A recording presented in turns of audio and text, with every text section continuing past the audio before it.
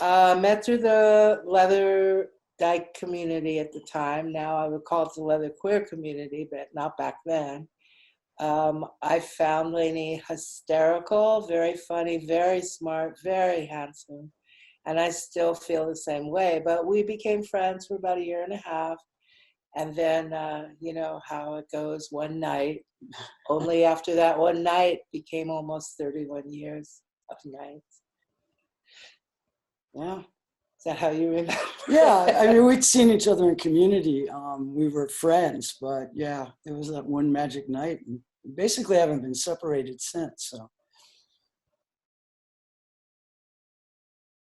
I had been hearing about it and reading about it and seeing it on the streets of Capitol Hill for, gosh, 1 to 2 years before that, maybe. At least 1 year. It was longer than that Longer for me, than yeah. that. Yeah, a couple of years, I guess. And at the time, you may remember that there still is the SGN, the Seattle Gay News. And that would come out every Friday and be in all the queer bars and bookstores and stuff. And at that time, I don't think there was internet or phones. Well, there were phones, honey. They were just rotary. Oh, yeah, that's true. But the SGN is where you would get the facts, statistics, besides the news, what little was written for a long time. And I remember it had 3 sections, and the memorial section was the biggest, fattest section in it, and it was filled with friends that had passed. And I was in food and beverage then, and there was a restaurant on Capitol Hill on 19th and Aloha called Gretchen's, of course, and I was running the front of the house. Well, yeah, it was Gretchen's, of course. Then John and his partner changed it to the Surrogate Hostess. Gretchen started it, but anyway, the house manager his name was Michael, and we had become very close, and he was getting very sick.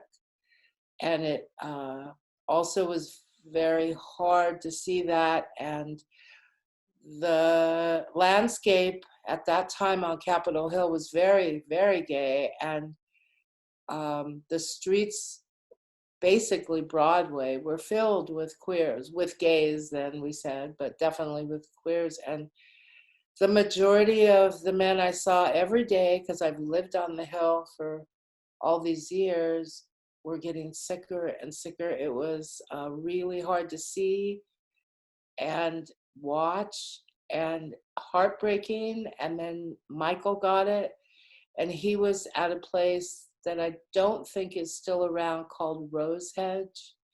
So I went to visit him, and it was awful. And the whole sweet, wonderful place was just, it broke my heart. So I started volunteering there, as well as, doing anything I could figure out to do. And gosh, it was a really hard time. Big push then was when we finally figured out, because it originally was called GRID, gay-related immunodeficiency. Figured out that it was sexually transmitted. I was involved with this group that was trying to get folks to use condoms in the bars and in the bathhouses. As time went on, I also was involved with a group through Northwest AIDS that was doing women's safe sex education. Because, of course, at that time, women weren't even counted, or IV drug users, or POC folks. And POCAN was starting to come up and saying, hey, this is hitting our community. I think that for me, when I started realizing what this was, it was a virus coming from a science background. I knew this was going to be bad. In '87, I went to the first March on Washington, which was, I think the guys from GMAC started it, or GMHC, Gay Men's Health Crisis, out of New York. And it was a leather community that came together. And part of being involved in the leather community is we're used to talking about sex, We're used to having negotiations with each other.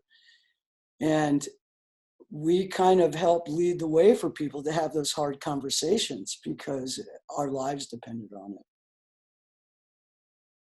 So Michael was a friend at work, and he was a very open, warm, exuberant fellow. He was also very prissy, the way he dressed, everything. I once looked in a bag. He said, "Oh, I have to take this to the dry cleaners after work. I have a bunch of shirts," and all the shirts were buttoned all the way up and folded nicely. I thought, wow.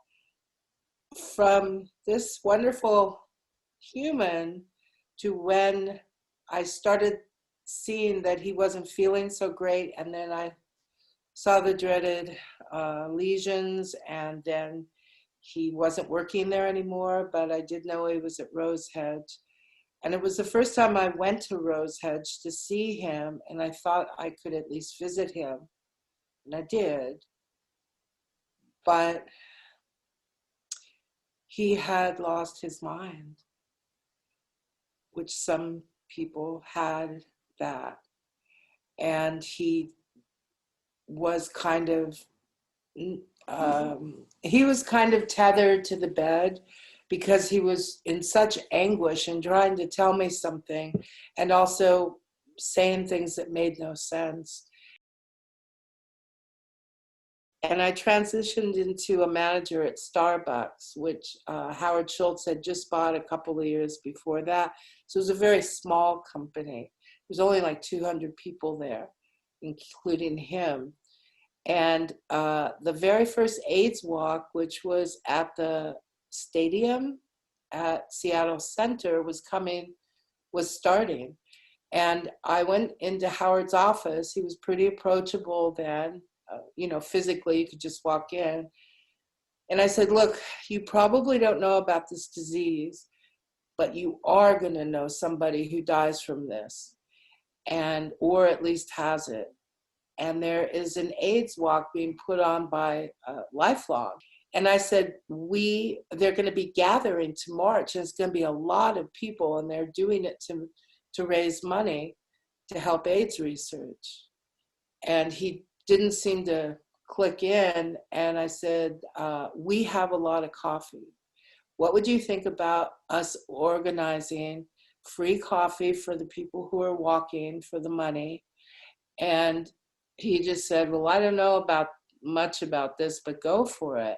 So at that very first AIDS walk, leaving the stadium, I had gotten just a vast amount of people, a vast amount of coffee. We had an area to give it out to. I reached out to our bakeries, and they donated a lot of muffins and stuff. And it was enormously moving to see the people that were walking. It wasn't just gays and queers and trans. It was a lot of just regular families, bio families that had somehow been touched by this.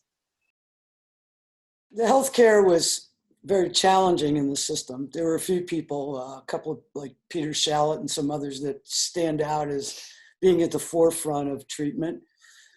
But a lot of home care, finding drugs on the down low that could ease people's pain, sometimes helping them transition to the next plane comfortably, and just basic taking care of them, which might mean, bathing them, washing them, helping them clean out a port they have in, and doing it safely. There was so much misinformation about how the virus was transmitted. People were afraid.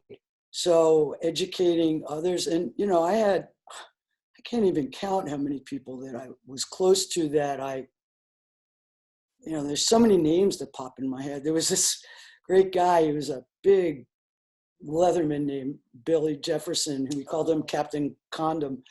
And Billy was out there educating folks and watching him as he diminished in size. And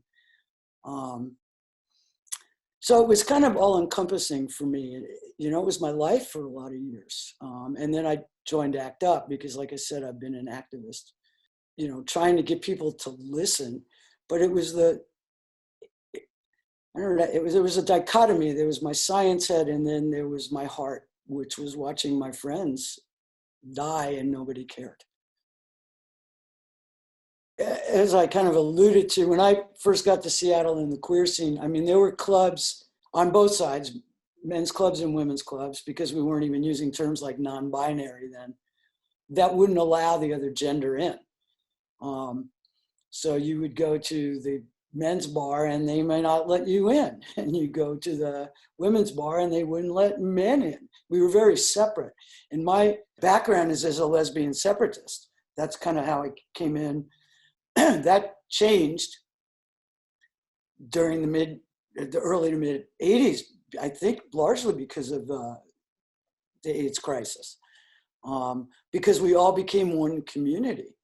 And as I said, in the leather community, a lot of us learned some stuff from the Leathermen. And so there was kind of cross-pollination, not sexually, but sharing information. And in the leather community, we went to the same bars. And so we knew men and we would talk about things. And when this disease started cropping up, we came together. And then in the larger community, as it became more and more rampant, we started seeing that. And dykes were, we're used to organizing and being political in a way of, just potlucks. I mean, potlucks were perfect for this because you could make food and bring it to people. So we kind of had a history as women of doing that.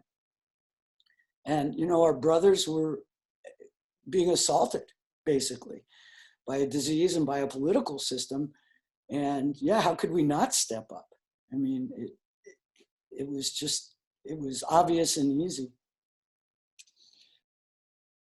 Condoms were very important. And if you have a dildo, even more important, or if you have the real thing, whatever works for you.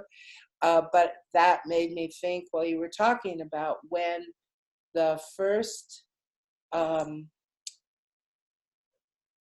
PrEP, before that, when there first began, AZT. Yeah, I was very disheartened and upset about how many men were going bareback after that. It was like really hard, actually, when I think about it, not to connect it to COVID in a way, because you're protecting parts of your body, you're trying not to, infect anybody or be infected, or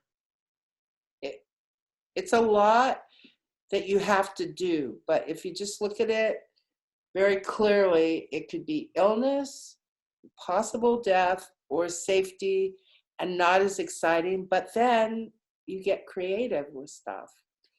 And that part is good.